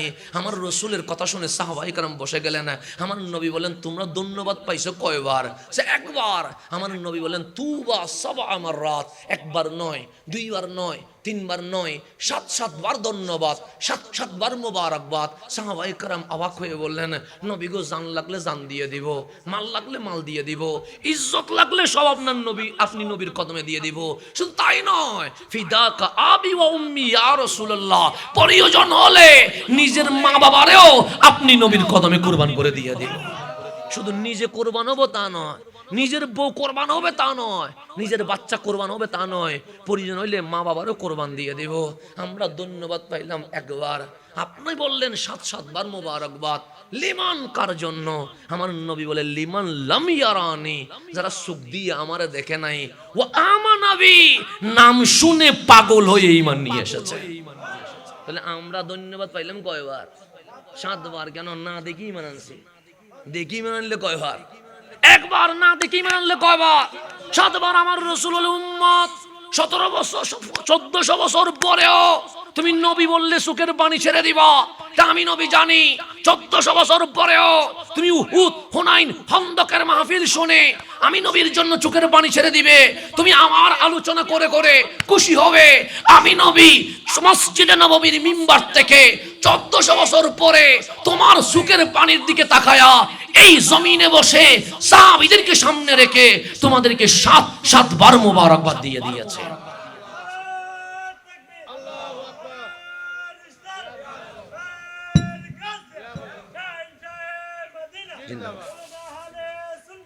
তাহলে না দেখে ঈমান আনলে লাভ আছে না নাই? সেজন্য আল্লাহ বলেছেন, আল্লাযীনা ইউমিনুনা বিল গায়ব, ঈমান দেখে নয়, না দেখে ঈমান আনতে হবে। না দেখে ঈমান আনতে দেরি। আল্লাহ বলে, ফ্যাক্টরিটা পবিত্র হয়ে গেছে, মালিক এখানে চাউল ডাল সবজি তো লাগবে। আল্লাহ বলেন, আকিমুস সালাহ, নামাজ কায়েম করো, এটা তোমার ফ্যাক্টরির মাল হয়ে যাবে। কুতিবা আলাইকুমুস সিয়াম, রমজানের চাঁদ উঠলে রোজা রাখো, এটা তোমার ফ্যাক্টরি কি হয়ে যাবে? মাল হয়ে যাবে। যাকাত যদি ফরজ হয়, ওয়া আতুজ যাকাত, যাকাত দাও, এটা তোমার ফ্যাক্টরি কি হয়ে যাবে? পণ্য হয়ে যাবে। ওয়াজকুরুল্লাহ, আল্লাহর জিকিরে ব্যস্ত হয়ে যাও, এটা তোমার ফ্যাক্টরি কি হয়ে যাবে? পণ্য হয়ে যাবে। ইয়া আইয়ুহাল্লাযীনা আমানু সাল্লু আলাইহি ওয়া সাল্লিমু তাসলিমা, আমার নবীর উপর দরুদ সালাম পড়ো, এটা তোমার ফ্যাক্টরি ফ্যাক্টরির কি হয়ে যাবে, পণ্য হয়ে যাবে। ওয়াবিল ওয়ালিদাইনি ইহসানা, মা বাবারে বৃদ্ধাশ্রমে দিও না, মা বাবার খেদমত করিও, এটা তোমার ফ্যাক্টরির পণ্য হয়ে যাবে। ইউহিল্লু লাহুমুত তাইয়্যিবাত, আমার নবী যেটা হালাল করেছে সেটা গ্রহণ করো, তোমার ফ্যাক্টরির পণ্য হয়ে যাবে। ওয়া ইউহাররিমু আলাইহিমুল খাবায়েস, আমার নবী যা হারাম করে তা তুমি বাদ দিয়ে দাও, এটা তোমার ফ্যাক্টরির পণ্য হয়ে যাবে। সালাম দাও, ফ্যাক্টরির পণ্য হয়ে যাবে। সত্য কথা বলো, ফ্যাক্টরির পণ্য হয়ে যাবে। মানুষের সুখে দুঃখে পাশে থাকো, ফ্যাক্টরির পণ্য হয়ে যাবে। আল্লাহ বলেন বান্দারে ব্যবসা করবি নি, আমরা বললাম মালিক করব তো। আল্লাহকে বললাম মালিক কিনবে কে? আল্লাহ বলে ইন্নাল্লাহা ইশতারা, আমি আল্লাহ কিনবো। মালিক কি কিনবা? আল্লাহ বলে তোর নামাজ কিনবো, তোর রোজা কিনবো, তোর মাহফিল কিনবো, তোর জিকির কিনবো, তোর দরুদ কিনবো, তোর ইবাদত কিনবো, তোর যত ভালো আমল আছে সমস্ত আমল আমি আল্লাহ কিনবো। মালিক আপনি যে কিনবেন, আমি তো এখানে টিস্যু কিনলে টাকা দিতে হয়, পানি কিনলে টাকা দিতে হয়, চাউল তেল কিনলে টাকা দিতে হয়, আপনি কি আমারে টাকা দিবেন? আল্লাহ বলে দিব না। ডলার দিবেন? আল্লাহ বলে দিব না। স্বর্ণ তেল দিবেন? আল্লাহ বলে দিব না। তো মালিক ব্যবসা করি লাভ কি? আল্লাহ বলে বান্দারের টাকা একদিন শেষ হয়ে যাবে, ডলার একদিন ধ্বংস হয়ে যাবে, স্বর্ণ তেল একদিন এগুলো ফানা হয়ে যাবে, তো মালিক কি দিবেন? আল্লাহ বলে চোখটা এত নিচুর দিকে গেল কেন? আমি টাকা দিব না কথা ঠিক, ডলার দিব না কথা ঠিক, স্বর্ণ তেল দিব না কথা ঠিক, বিআন্না লাহুমুল জান্নাহ, আমি আল্লাহ বিনিময়ে তোমাকে জান্নাতুল ফেরদৌস দিয়ে দিব। তাহলে আজকের মাহফিল এটা ব্যবসা কার সাথে? আল্লাহর সাথে ব্যবসা করতেছেন। কত দামি ব্যবসা চলতেছে। আল্লাহর সাথে ব্যবসা করলে লাভ না লস? লাভ তো হবে, ক্ষতি হওয়ার তো কোনো সুযোগ নাই। আমরা মাঝে মাঝে সিনেমায় যাই, এটাও ব্যবসা। আমরা কখনো অশ্লীল ভিডিও দেখি, এটাও ব্যবসা। আমরা কখনো গালাগালি করি, এটাও ব্যবসা। আমরা কখনো গানের আসরে বসি, এটাও ব্যবসা। আমরা কখনো মা বাবার সাথে খারাপ ব্যবহার করি, এটাও ব্যবসা। আমরা কখনো জুলম অত্যাচার করি, এটাও ব্যবসা। মালিক ওই ব্যবসার সাথে কার সম্পর্ক? আল্লাহ বলে এগুলো ইবলিস কিনবে। লা উগবিয়ান্নাহুম আজমাইন, ইবলিস বলছে আমিও তোমার বান্দার সাথে ব্যবসা করব। মালিক ওরা যখন সিনেমা দেখবে তা আমি কিনবো, ওরা যখন নাটক দেখবে এটা আমি কিনবো, ওরা যখন গেমস খেলবে তা আমি কিনবো, ওরা যখন গালাগালি করবে তা আমি কিনবো। এখন কারো ব্যবসা চলছে ইবলিসের সাথে, কারো ব্যবসা চলছে আল্লাহর সাথে। আল্লাহ বলে আমার সাথে ব্যবসা করলে বিআন্না লাহুমুল জান্নাহ, আমি জান্নাত দিয়ে দিব। ইবলিস তুই কি দিবি? ইবলিস বলে আমার আল্লাহ বলছে বিআন্নাকা রাজিম, আমি অভিশপ্ত, আমি যাব ফি নারি জাহান্নাম, জাহান্নাম ছাড়া আমার কোনো উপায় নাই। তা আমি তোমার এই ব্যবসা করলে একটা জিনিস দিতে পারবো, কি জানিস? আমরা কি? আমি যেমন জাহান্নামে যাব, আমি তো তোরে ভালো কিছু দিতে পারবো না, আমার সাথে জাহান্নামে নিয়ে যাব। সেজন্য আল্লাহ বলেন কু আনফুসাকুম ওয়া আহলিকুম নারা, বান্দা আমি তোমারে বলতেছি তুমি নিজেকে এবং নিজের পরিবারকে জাহান্নামের আগুন থেকে সেভ করে ফেলো। মালিক কেন করব? ওয়াকুদুহান নাস ওয়াল হিজারা, আরে তোমার চুলার মধ্যে আগুন ধরাও, কখনো গ্যাস দিয়া, কখনো মেস দিয়া, কখনো লাকড়ি দিয়া, কিন্তু আমি জাহান্নামে লাকড়ি দিব না, গ্যাস দিব না, মেস মারবো না। মালিক কি মারবা? ওয়াকুদুহান নাস ওয়াল হিজারা, সেই জাহান্নামের ইন্ধন হবে, লাকড়ি হবে মানুষ আর পাথর, মানুষ আর পাথর দিয়ে আমি আগুন জ্বালাবো। সুতরাং শয়তানের কপ্পরে পড়ে ব্যবসায় লস করিও না। আমি আল্লাহর সাথে এমন ব্যবসা করো আমি তোমাকে জান্নাতে এনে নুজুলাম, আমি আল্লাহ নিজেই তোমার মেহমানদারি করতে থাকো। জান্নাতে মেহমানদারি করবে কে? সেটা তো হুজুর আমার আগে আলোচনা করছে যে আল্লাহ মাসের কি দিয়ে, কলিজা দিয়ে মেহমানদারি করবে, অন্য কেউ করবে না। করবে কে? আল্লাহ। তা আল্লাহর মেহমানদারি নিবেন না শয়তানের মেহমানদারি নিবেন? কারটা নিতে হবে? আল্লাহটা নিতে হবে। সেজন্য বিজনেস চলছে কার সাথে? আল্লাহর সাথে। এখন প্রশ্ন হচ্ছে আমরা যে আল্লাহর ওলির উরস করছি, মাহফিল করছি, কোরআন তো আছে আমার সামনে, বুখারী তো আছে আমার সামনে, ওলির দরকার কি? হুজুরের দরকার কি? ইমাম মানার দরকার কি? এরকম অনেক প্রশ্ন আমাদের মাঝে আসে না? নাই আসে। এখন ইন্টারনেটের যুগ, অনলাইনের যুগ, গ্লোবালাইজেশন বিশ্বায়নের এই যুগে হাতের মুঠোর মধ্যে বিশ্ব চলে এসেছে। এফসের মধ্যে কোরআন অনুবাদ পাওয়া যায়, বুখারীর অনুবাদ পাওয়া যায়, সিয়াসিত্তার অনুবাদ পাওয়া যায়। তো আমি যদি ইসলাম শিখি, সুতরাং আমি অনলাইন থেকে শিখবো, ইউটিউব থেকে শিখবো, ফেসবুক থেকে শিখবো। আমার অলির দরকার কি? এরকম অনেক প্রশ্ন আমাদের ভিতরে আসে না? নাই? আসেই তো, আছে। সেজন্য অনলাইন যখন ছিল না, তারাবি নিয়ে মারামারি ছিল না। অনলাইন যখন ছিল না, শবে বরাত নিয়ে মারামারি ছিল না। অনলাইন যখন ছিল না, বিধির নামাজ নিয়ে মারামারি ছিল না। অনলাইন যখন ছিল না, মুসলমানদের ভিতরে এত গুতাগুতি ছিল না। অনলাইনের দাপট বেড়েছে, অন্য কারো কোনো ক্ষতি হয় নাই, মুসলমানের ভিতরে দলাদলি বাড়ে গেছে। বাড়ছেন না? বাস, এক মসজিদে এক মুসল্লি এক এক রকম। কোন মুসল্লির হাত উপরে উঠে গেছে, কোন মুসল্লির হাত নিচে নামে গেছে, কোন মুসল্লির পা 2 লাইন কি হয়ে গেছে, বড় হয়ে গেছে। কোন মুসল্লি আমিন চিল্লাইয়া পড়া মসজিদ কি করে ফেলতেছে, ফাড়াইয়া ফেলতেছে। কোন মুসল্লি মনে করতেছে ইতে মুসলমান না, ও মনে করতেছে ইতে মনে হয় জাহান্নামী। একই মসজিদে ঢুকি এমন মারামারি চলতেছে। আমার পাশের মুসল্লি মনে করতেছে আমি মুশরিক বেদাতি, আমি মনে করতেছি ইতে জাহান্নামী। এখন দুইজনেই নামাজ পড়তেছি কার জন্য? আল্লাহর জন্য। মসজিদের ভিতরে গোতাগুতি, মারামারি, হানাহানি, যত অশান্তি বাজারের মধ্যে নাই, রাস্তার মধ্যে নাই, সব অশান্তি কোথায় ঢুকে গেছে? মসজিদে ঢুকে গেছে। খতিব মাহফিল করলে পক্ষে বিপক্ষ হয়ে যায়, মারামারি বাজি যায়। কোন মুসলমান আজকে পর্যন্ত বলে নাই হুজুর কোরআন সুন্নাহ যেটা আছে সেটাই বলেন, এটা বলে নাই। সভাপতির বিপরীত গেলে সভাপতি গুসা হয়ে যায়, সেক্রেটারি বিরুদ্ধে চলে গেলে সেক্রেটারি গুসা হয়ে যায়, কেশিয়ারের বিপরীত চলে গেলে কেশিয়ার বেতন বন্ধ করে দেয়, মুসল্লির বিপরীত চলে গেলে মুসল্লির মাথা কি হয়ে যায়, গরম হয়ে যায়। এখন খতিব সাহেব কোরআন শরীফ কুলি সুদের বিরুদ্ধে মাহফিল করে না, ঘুষের বিরুদ্ধে মাহফিল করে না, চুরি চামারির বিরুদ্ধে মাহফিল করে না, জুলুমের বিরুদ্ধে মাহফিল করে না। কেন? এক একটা মাহফিল করলে একজন গুসা হয়ে বসে থাকে। এখন খতিবে আয়াত উল্টাচ্ছে, কোন আয়াত করলে সভাপতি খুশি হবে, সেক্রেটারি খুশি হবে, মুসল্লি খুশি হবে, সবাই খুশি হবে। তখন খতিব সাহেব বলেন কুল হু আল্লাহু আহাদ, বসে এটা বললে কোনো ঝামেলা হবে না। কথা ঠিক না? কারণ আর সুদের বিরুদ্ধে মাহফিল আসেনি নাই, ঘুষের বিরুদ্ধে মাহফিল আছে, চুরি চামারির বিরুদ্ধে আছে, দুর্নীতি জুলুমের বিরুদ্ধে আছে নাই। খতিব সাহেব আয়াত খুঁজতেছে কোনটা বললে আমার মসজিদে কোনো ঝামেলা হবে না। আমি আয়াত খুঁজতেছি কেন? চাকরি চলে গেলে খাবো কি? চাকরি চলে গেলে বউ বাচ্চা চলবে কেমনে? আমার নজর আপনার ভেকেটের দিকে। বেতন আসলে পরিবার চলে, বেতন না আসলে পরিবারের রিজিক বন্ধ হবে। বিদায় নবীর মিম্বরে দাঁড়িয়ে আমার জবান থেকে হকের আওয়াজ বের হয় নাই বলে আজ বিশ্ব মুসলমান 80 লাখ ইহুদির কাছে জিম্মি হয়ে গেছে।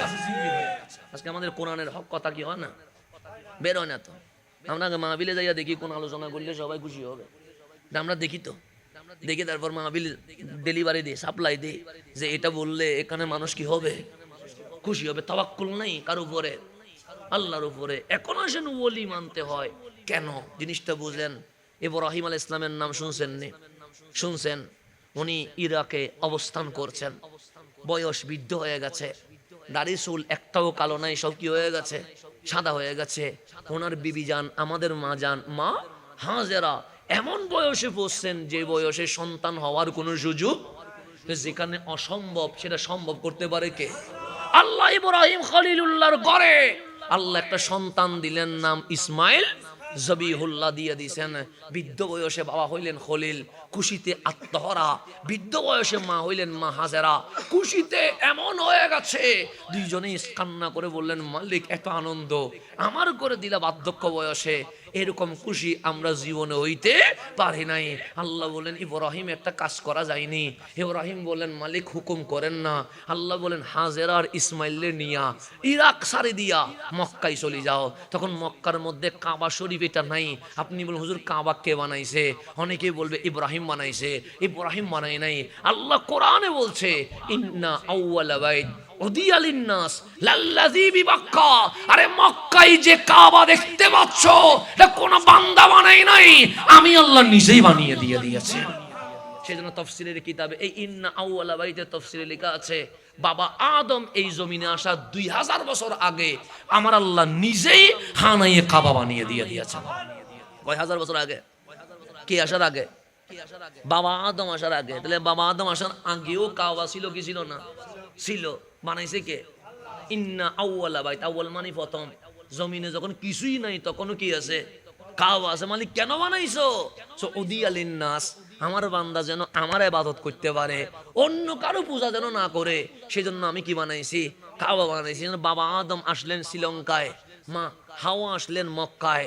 বাবা আদম জুতা সারা, গাড়িতে উঠে নাই, গরুর কাঁধে উঠে নাই, হাতির পিঠে উঠে নাই, বাঘের পিঠে উঠে নাই, কারো পিঠে উঠে নাই, হেঁটে হেঁটে 300 বছর হেঁটে কাবার দিকে রওনা হয়েছেন।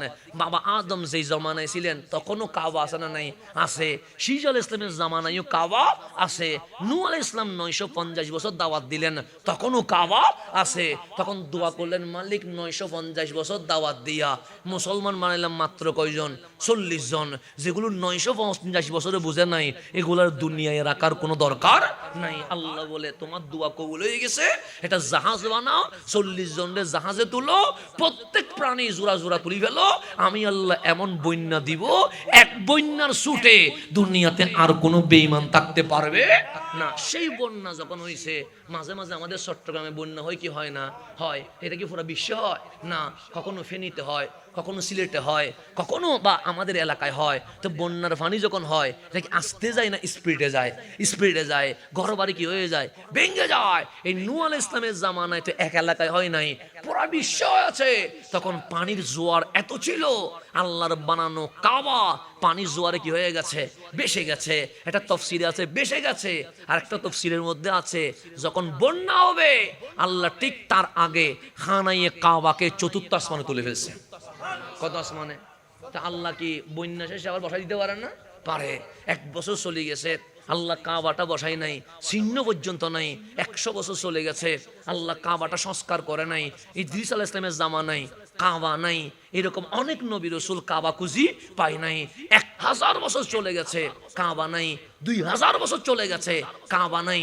3000 বছর পরে আমার আল্লাহ খলিলুল্লাহকে পরীক্ষা নিয়া 82টা পরীক্ষা নেওয়ার পরে আমার মালিক খলিলুল্লাহর মাধ্যমে পুনরায় খানায়ে কাবার সংস্কার কাজ করিয়ে দিয়েছে।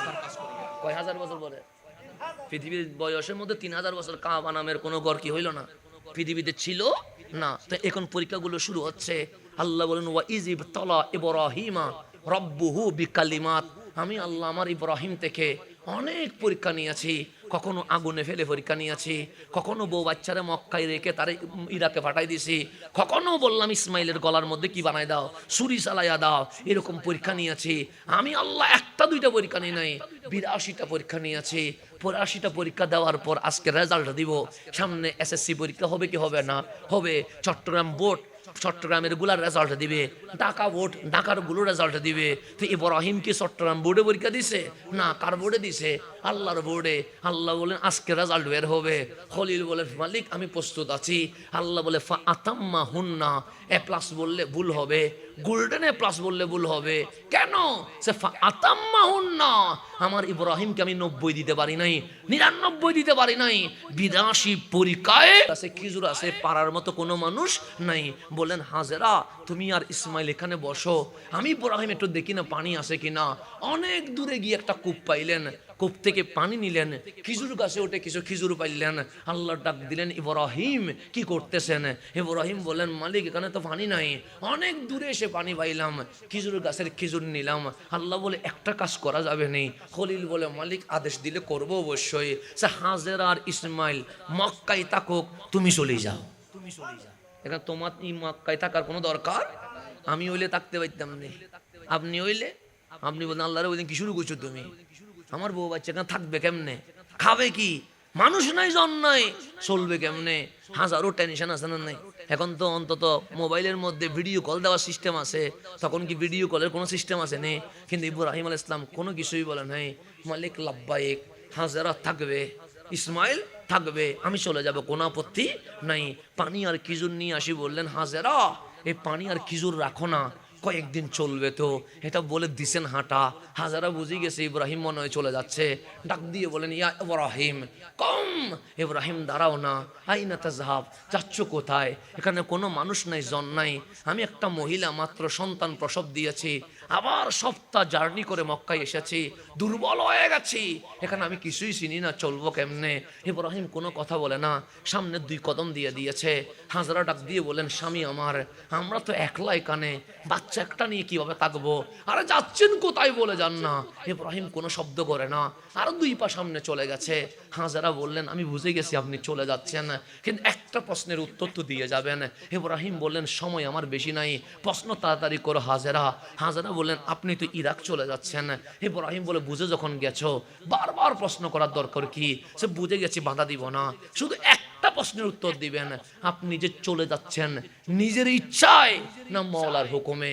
ইব্রাহিম থেমে গেলেন, হাঁটাক দিয়ে বলেন হাজেরা বৃদ্ধ বয়সে বাবা হয়েছে, ইসমাইল আমার সামনে হাঁটবে, ইসমাইল আমার সামনে খেলবে, লাফ দিয়ে আমার গায়ে উঠে বলবে বাবা, এটা কে শুনতে চায় না, আমি ইব্রাহিমের বড় স্বপ্ন ইসমাইল আমারে বাপ বলে আমার মন ঠান্ডা করে দিবে, আমি নিজের ইচ্ছায় যাচ্ছি না, আমার মওলার হুকুমে চলে যাচ্ছি।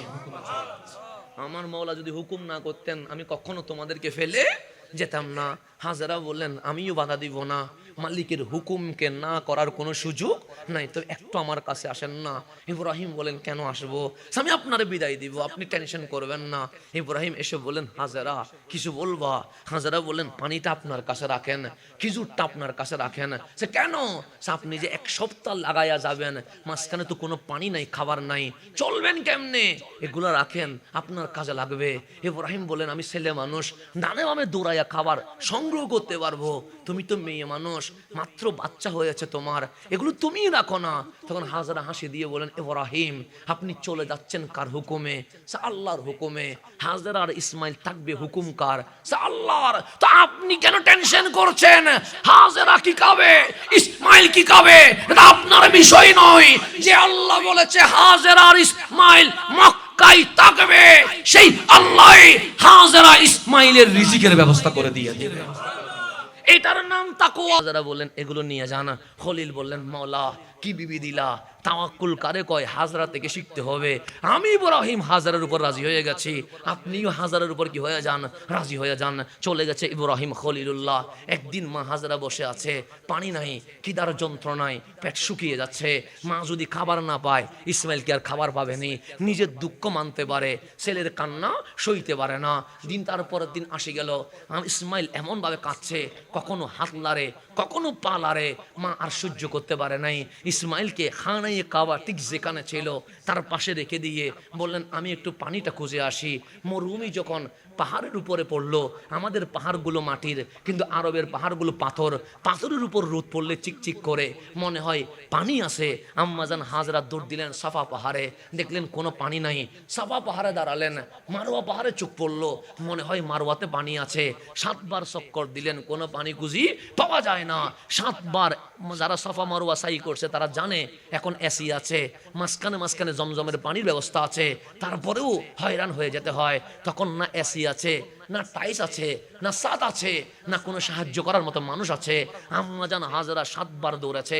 একদিন উপোস, এই মহিলা ক্লান্ত হয়ে সাফা পাহাড়ে দাঁড়ায়া ইসমাইল কি করছে দেখতে চাচ্ছেন। দেখলেন ইসমাইল কান্না করছে, আর পা মুবারক যেই জমিনে বারবার বাড়ি খাচ্ছে সেখান থেকে পানি বের হয়ে গেছে। সেখান থেকে কি বের হয়ে গেছে, পানি বের হয়ে গেছে। পানির স্রোত ছিল স্পিড, আজকের মতো নরমাল থেমে আছে এরকম না, পানি স্পিড যাচ্ছে। এখন বাংলাদেশে শীতকালে পানি কমে না বাড়ে, কমলে আপনারা কি করেন, দমকল এনে পানি চাষ করে মাছগুলো ধরেন। দমকলের পানি আসতে যায় না জুড়ে যায়, জুড়েই তো যায়। তখন বাচ্চাগুলো কি করে, পানি ধরতে চেষ্টা করে, পানি কি ধরতে পারেনি, কেন, পানির স্পিডে হাত কি হয়ে যায়, সরে যায়। মা হাজরা দৌড়াই আসলেন, পানি ধরতে চায়, এমন পানির বাড়ি হাত রাখতে পারে না, মাটি দিয়ে বেষ্টন দে, মাটি ফেটে চলে যায়। তখন পানিকে বলতেছে পানি রে তুই বেরোইলি বড় নিয়ামত, কিন্তু এই যে স্পিডে যাচ্ছিস তোকে আমি ধরতে পারছি না, ধরতে না পারলে পান করতে পারবো না, পান করতে না পারলে ইসমাইল দুধ পাবে না, তুই আসিও যা না আসিও তা আমার কোনো উপকার আসলি না। হঠাৎ করে মা হাজরার সেই বাসায় বের হয়েছে, জাম থেমে যা, জাম থেমে যা, 2 বার বলেছে জাম জাম, স্পিড পানি মা হাজরার হুকুমে থেমে গেছে। থেমে যাওয়া পানি আজকেও থামি আছে না নাই? আমার নবী বলে সেদিন যদি হাজরা জমজম না বলতেন, পানির এত স্পিড ছিল পুরা মক্কা বন্যায় কি হয়ে যেত গা, বাসি যাইতো গা। হাজারা জমজম বলে থামাইয়া দিছে বিদায়, পানি হয়ে গেছে, থেমে আছে। 1000 কোটি লক্ষ লিটার পানি ওঠে, পানি কখনো কমতে দেখছেন নি? প্রয়োজন হইলে আরো বাইতে দেখছেন, কথা ঠিক না? আল্লাহ বলেন ও হাজেরা, এটা শুধু পানি না তো। হাজেরা বললেন কি, সেটা পান করলে তৃষ্ণা মুঠে, এটা পান করলে ক্ষুধা মিটে, এখানে কোনো খাবার লাগবে না। এই পানির ভেতরে আমি আল্লাহ এমন নিয়ামত দিছি, অসুস্থ মানুষ পানি পান করলে সুস্থ হয়ে যাবে। কোয়ালিটি কয়টা? তিনটা। তৃষ্ণা মিটবে, খিদা মিটবে, অসুখ হইলে কি হবে? ভালো হবে। সেজন্য অসংখ্য সময় চলে গেছে, মক্কার মধ্যে কোনো কিছুই ছিল না। হাজেরা আর ইসমাইল শুধু কি খাইছে? জমজম খাইছে, আর কিছুই খাই নাই। কেন? আল্লাহ বলে জমজমের মধ্যে তৃষ্ণাও মিটবে, ক্ষুধাও মিটবে, অসুখ হইলে ডাক্তার লাগবে না। জমজমে কি করে ফেলবে? অসুখ সেরে ফেলবে। এখন জমজম বলে থেমিয়ে দিছেন। গভীর মনোযোগ। পানি স্পিডে গেছে, হুকুম কার? আল্লাহ। তো আল্লাহর হুকুম ছাড়া তো পানি স্পিডে যায় না। পানি থেমে গেছে, হুকুম কার? আল্লাহর না, হাজেরা। হাজেরা বলছে জাম জাম থেমে যা, পানি কি হয়ে গেছে?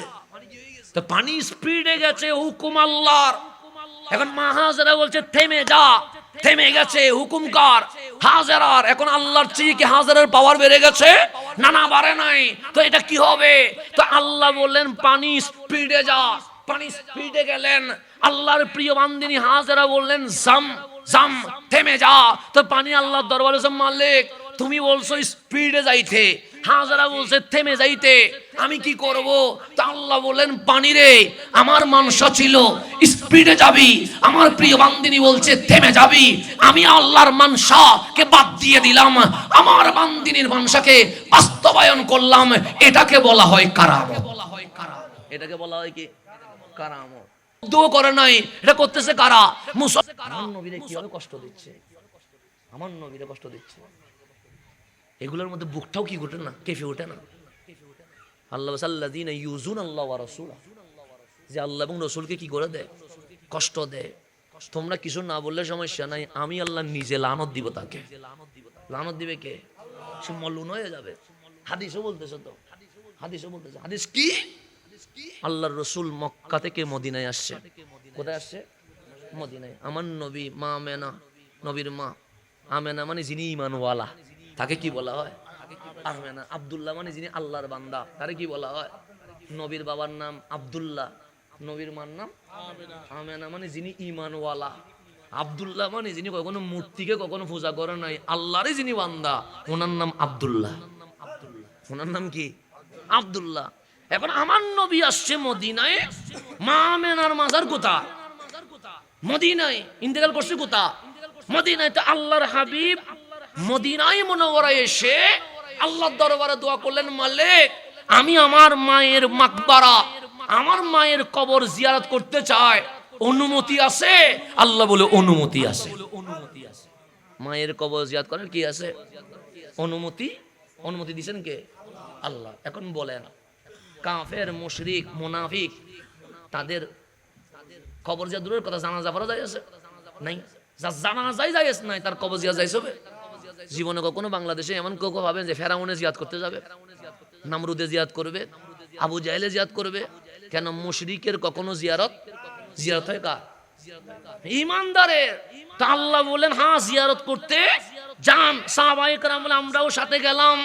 রাসূল বাচ্চার মতো কাঁদছে মায়ের জন্য, আমরাও সইতে পারি নাই, আমরা সাহাবীরাও নবীর সাথে কান্নাকাটি করতে লাগলাম।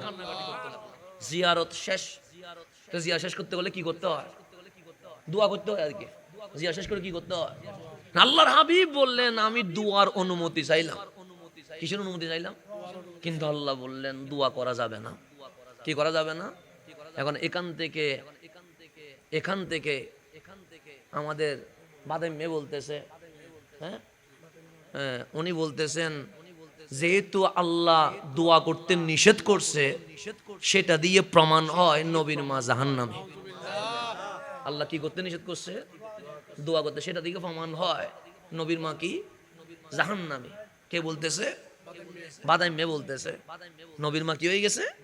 জাহান্নামী হয়ে গেছেন। গভীর মনোযোগ। হাদিস ওদের পক্ষে নয়, হাদিস আমাদের পক্ষে। আল্লাহ বললেন হাবিব জিয়ারত করেন, নিষেধ নাই। জিয়ারত মুশরিকের হয় না, জিয়ারত কার হয়? মুঈমানদারের হয়। তা আল্লাহ যখন বলেন জিয়ারত করার অনুমতি আছে, প্রমাণ হইল আমার নবীর মা মুমিনা। কিন্তু আল্লাহ বলেন দোয়া করা যাবে না, মাগফিরাত চাওয়া যাবে না, ইস্তেগফার ইস্তেগফার করা যাবে না, মায়ের পক্ষে আপনি নবী ক্ষমা চাইবেন না। ক্ষমা কার চায়? যিনি গুনাহগার হয়, জাহান্নামী হয়, যিনি জান্নাতি হয়, ওনার ক্ষমা চাওয়ার দরকার নাই। আল্লাহ বলে হাবিব জিয়ারত করেন কেন? আমেনা মুমিনা, ইস্তেগফার করা লাগবে না। আরে জাহান্নামী হইলে তুই ইস্তেগফার করবেন, আরে যিনি জান্নাতি হয়ে গেছে তার আবার কিসের ইস্তেগফার? হাদিস তো আমাদের পক্ষে। হাদিস কাদের পক্ষে? জিয়ারত করার অনুমতি দেওয়া মানে মুমিন।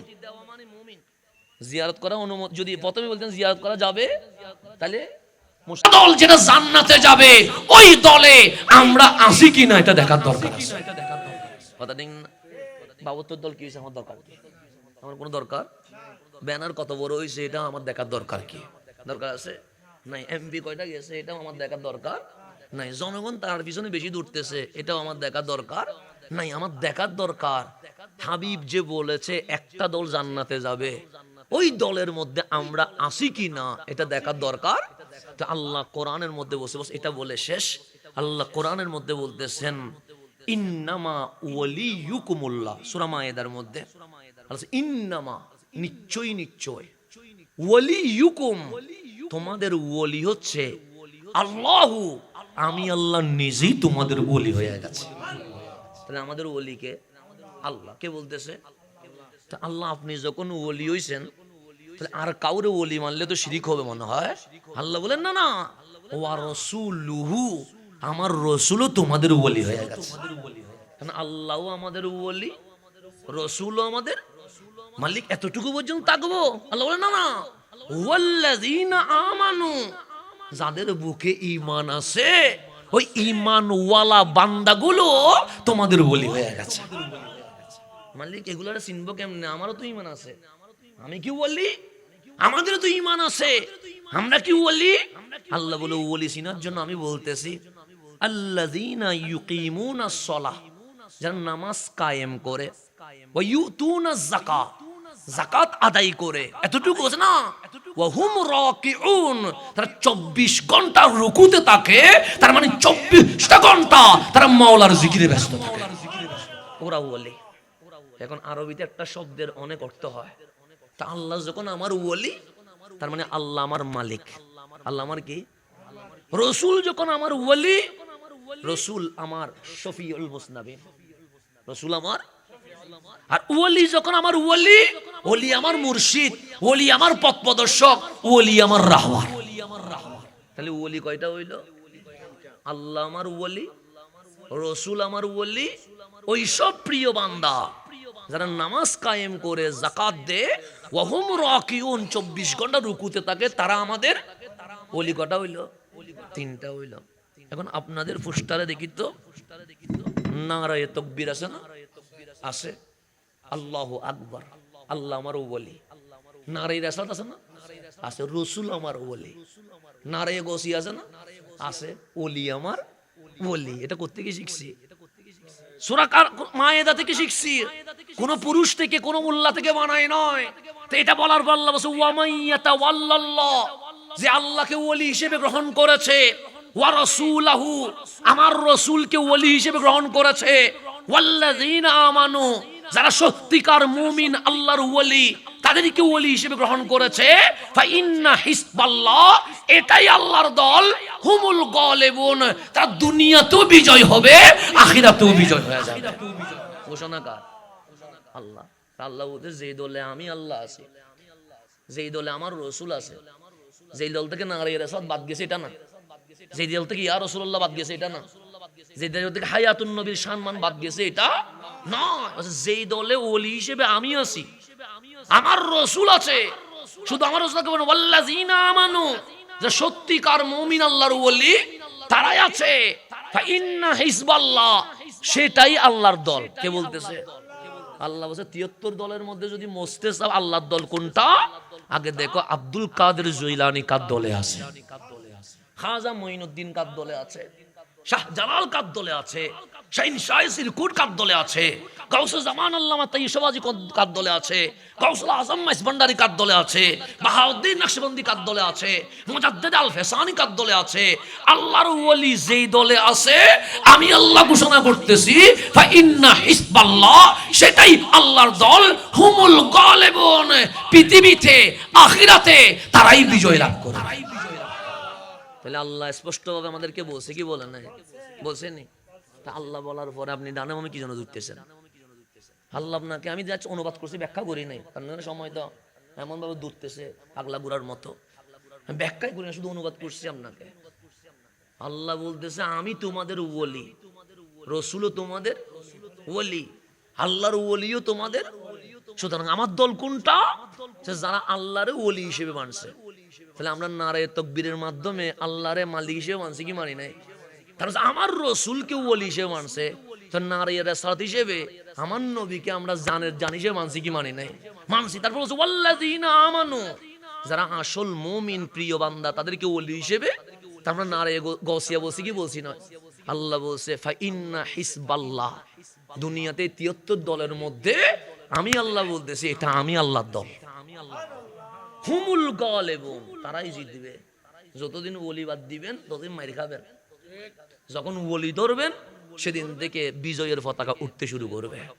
সেজন্য ১৫০০ বছরের ইতিহাস দেখবেন ইসলাম বিজয়ের, যাদের নাম আসবে সালাউদ্দিন আইয়ুবীর নাম, উনি আল্লাহর ওলি। হযরতে খালিদ বিন ওয়ালিদের নাম, উনি আল্লাহর ওলি। যত ১৪০০ বছরের ইতিহাসে খাজা মঈনুদ্দিনের নাম, উনি আল্লাহর ওলি। এই সোনার বাংলাদেশে যাকে সেনাপতি বলা হয় নাসিরউদ্দিন সিপা সালা, উনি সর্বপ্রথম আওলাদে রসুল যিনি বাংলার জমিনে আসছেন। বাংলাদেশে অনেক আওলাদে রসুল আসছে কি আসে না? প্রথম আওলাদে রসুল হচ্ছে নাসিরউদ্দিন সিপা সালা, প্রথম আওলাদে রসুল। কোথায় আসছে? সেজন্য বাবা শাহজালাল চাইলে সেনাপতি শাহপরানকে দিতে পারতেন, আপন বাগিনা তো দেয় নাই। ৩৬০ আউলিয়ার মাঝে আরো অনেক আত্মীয় স্বজন ছিল, দেয় নাই। নাসিরউদ্দিন সিপা সালাকে পতাকা দিয়ে বলছেন আপনি সেনাপতি। কেন? আপনার শরীরে কামলিওয়ালা নূর মুবারক রয়ে গেছে, আপনি গেলে বিজয় আসবে, মদিনার ফয়েজ আপনার বুক দিয়ে চলে আসবে। সেজন্য সেনাপতির নাম হচ্ছে নাসিরউদ্দিন। আগে ১৪০০ বছর ধরে যাকে সেনাপতি বানাইতেন, আগে দেখতেন নবীর সাথে কানেকশন কতটুকু আছে। আমরা আপনারা তো বেঈমান হয়ে বসে আছি। মদিনায় বৃষ্টি হচ্ছে না, ফারুক আজম কি দোয়া করতেছে? মাওলা তোমার নবী চাচা আব্বাস আছে, তোমার নবী চাচা কি আছে? আব্বাস আছে। বৃষ্টির পানি যদি আমাদেরকে জিতে ইচ্ছে না করে, তোমার নবী চাচার দিকে তাকা দিয়ে দাও। দোয়া করতেছেন ওসিলা, দোয়া করতেছেন তোমার নবী চাচা, বলে না এটা আব্বাস আছে, এটা বলতেছেন তোমার নবীর চাচা আছে। দোয়া করার সময় বলতেছেন কে? ফারুক আজমে দোয়া করতেছেন। আর আমরা কোথায় ওসিলা কোথায় কি সব বাদ দিয়ে ডাইরেক্ট আল্লাহ ধরতে বসে আছে। না নামাজ ঠিক আছে আমাদের, না রোজা ঠিক আছে, না ইবাদত ঠিক আছে, না কিছু ঠিক আছে। সাহস কেমনে হয় যে এই চেহারা দিয়ে আল্লাহর সাথে বসে আছেন? আল্লাহ যেন আমাদেরকে বুঝার তৌফিক নসিব করে। সাহাবায়ে কেরাম আগে আসতেন নবীর দরবারে, আর দরবারে ইয়া রাসূলুল্লাহ আপনি দোয়া করেন বৃষ্টির জন্য, আপনি দোয়া করেন বৃষ্টি বন্ধ হওয়ার জন্য। কেন? সাহাবীদের চেয়ে দামি কেউ আছে? যাদের ব্যাপারে আল্লাহ কোরআনে বলেছে রাদিয়াল্লাহু আনহুম, আমি আল্লাহ তোমাদের উপর কি হয়ে গেছে। ওনারা বলতেছেন আমার রসুল বললে আল্লাহ এটা বেশি রাখবে, আর আপনি রসুল বাদ দিতে বসে আছেন, রসুল এটা মাইনাস করে দাও। আল্লাহ যেন আমাদেরকে বোঝার তৌফিক নসিব করে, আমিন। আমি আজকে যে কথাটা বললাম, তাহলে ওলির দরকার আছে না? নাই? আছে।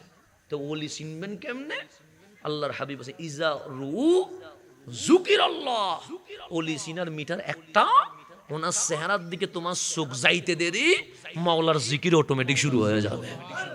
এটা হচ্ছে ওলি চিনবেন। যেমন আজকে আমরা হযরতে হাশমত আলী শাহ রহমতুল্লাহ উরস করতেছি, বারবার সুবহানাল্লাহ আলহামদুলিল্লাহ বের হচ্ছে কি হচ্ছে না? এটাই ওলি চিনার আলামত। এটা কি চিনা আলামত? ওলি চিনার আলামত। আল্লাহ যেন বুঝার তৌফিক নসিব করে। বাস আজকে আমাদের মান্যবর সভাপতি মহোদয়কে বাকি মাহফিল ওয়াকফ করে দিয়েছি, হুজুর আমাদের জন্য মোনাজাত করবেন। জুমার ব্যস্ততায় আর দেরি না করে এখানেই বিদায় নিচ্ছি।